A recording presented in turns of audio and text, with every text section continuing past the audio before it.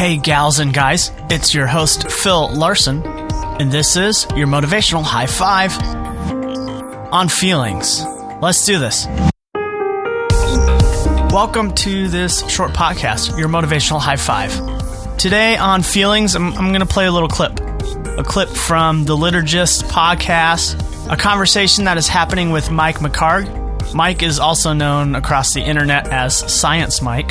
But I love this conversation. It's in the middle of an episode called Spiritual Trauma, which is worth listening to in its entirety.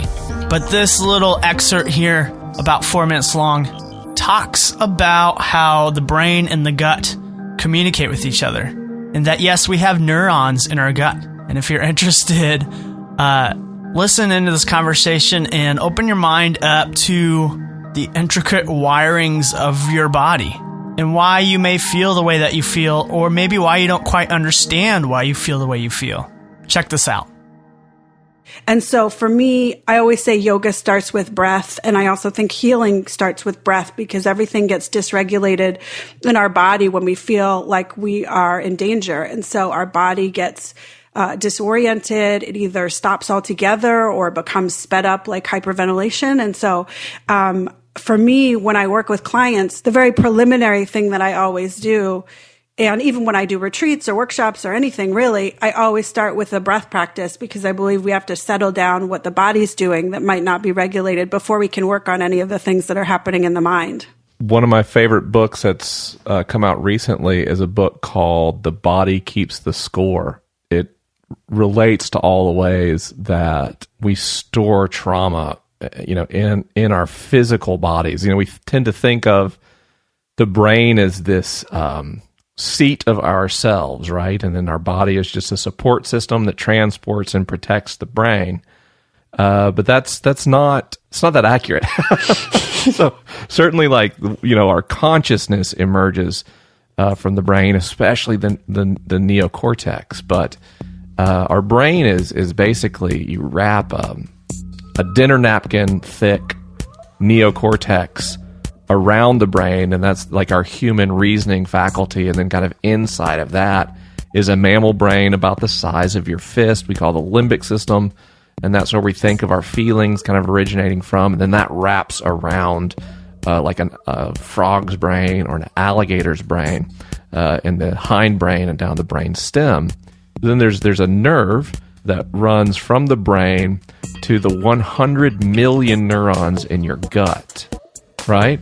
And what's interesting is if you sever the nerve between, the brain in your head and the brain in the gut will continue to function just fine without any oversight from the primary brain.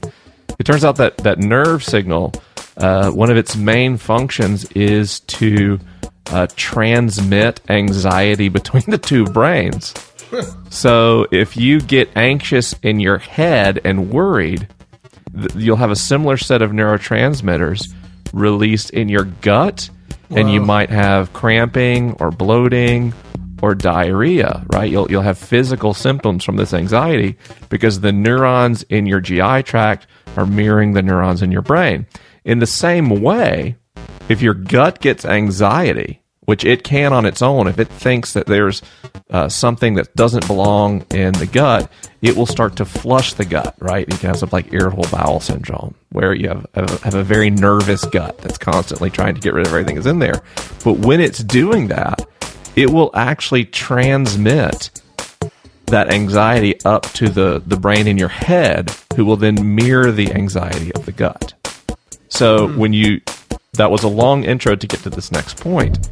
Some research is saying that it's possible that our posture and indeed practices like yoga, by moving and tightening and loosening and relaxing and freeing the tissue in the GI tract, can then affect the responsiveness of those neurons and therefore change the chemistry of the brain. And this could help us understand why practices like yoga are so powerful, because the rest of our body's systems and tissues have stored trauma related to events. Think about the way you tighten your shoulders and your core when you're nervous. If you're nervous all the time, all that constant tension will change the way some of your body systems function. And just because you kind of work things out cognitively upstairs in your brain doesn't mean the rest of the body has caught up or been reconditioned. And so that's where these practices come in to help the entire body. I guess you could say this would be a metaphor, but to let the body grieve as much as the brain has.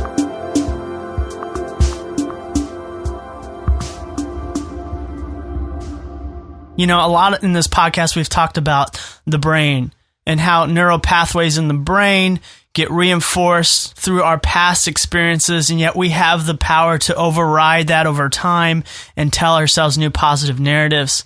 But it's more complex than that. There's more to it. You're a whole living self, and every part of your body is communicating to each other all the time. And we have feelings, and we have positive feelings, we have negative feelings, we have everything in between. And I am just struck with, you know, how much in my life that I've suppressed negative feelings because I only want to feel positive. Or even people in my life that I've begun to express negative feelings and they don't want anything of it, or they freak out, or, you know, they have this overreaction to, you know, that thing that happened to me a long time ago, or that happened with us. It deserves some grieving and it deserves some conversation. And some people really have a hard time engaging in that.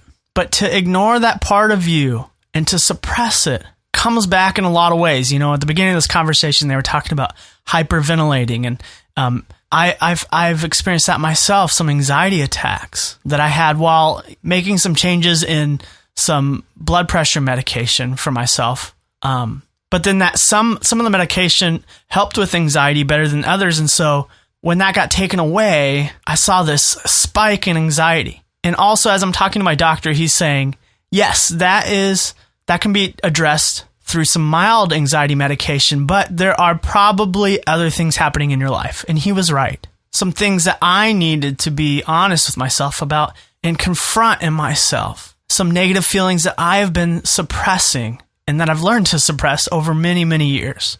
And as I began to do that, I began to heal and learn how to deal better with anxiety, and my reactions to that began to subdue a little bit and not go to the worst case scenario all the time, and kind of remind myself that I now have tools to deal with these things. It's not the end of the world.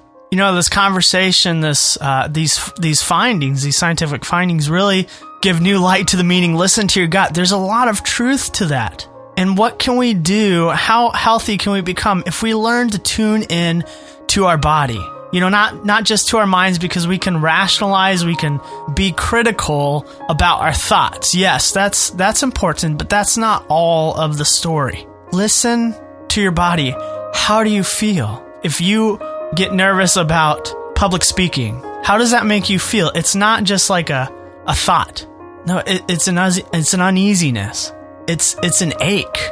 You know, and in more serious scenarios in your life, as you are going through some hard stuff, your body is talking to you. And if we learn to tune in, this is what meditation has really done for me, is to tune in and hear myself. And I begin to know myself better. And I see patterns. During certain scenarios in my life, I know I'm going to probably react this way or feel this way, or I'm beginning to feel this way or do react this way. And I go, well, okay, what's the trigger? I've seen this before. Learn yourself, learn your patterns. Your feelings are important, all of them, the positive and the negative.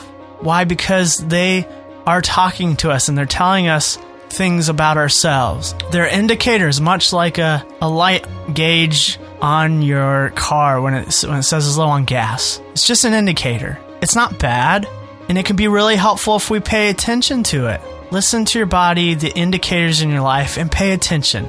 Otherwise, it will come back and haunt you in some not so healthy ways. And if it needs to happen, if it needs to get to that point to get your attention, it will. Your body is smart.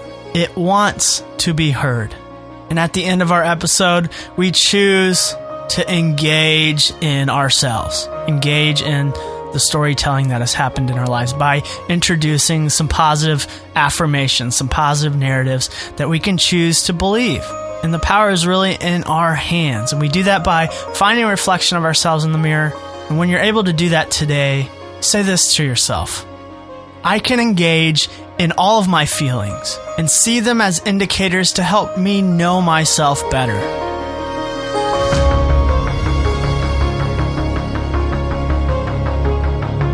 If you're really willing to do that, you're in it for the hard work.